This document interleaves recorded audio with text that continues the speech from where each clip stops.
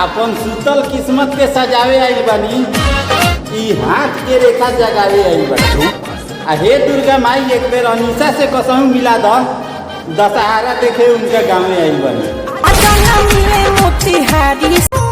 हम कहाँ से लाई उ लफ्ज ए माई, जे हमरो दिल की बात तोहरा के सुनाई दी।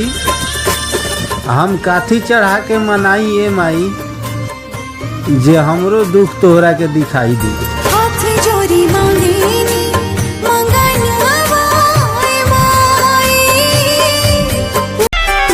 जे सालों से छूटल हम उहे शहर आवतनी, आसो दशहरा साथे देखाई करे जा, हम काल घर आवतनी।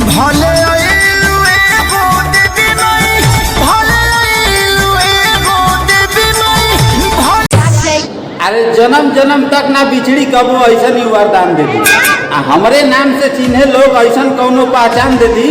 उ बात अलग बा ए माई, यही हमके माने लेकिन हमारा तरफ से कहीं तक प्रूफ में अपन जान दे दी।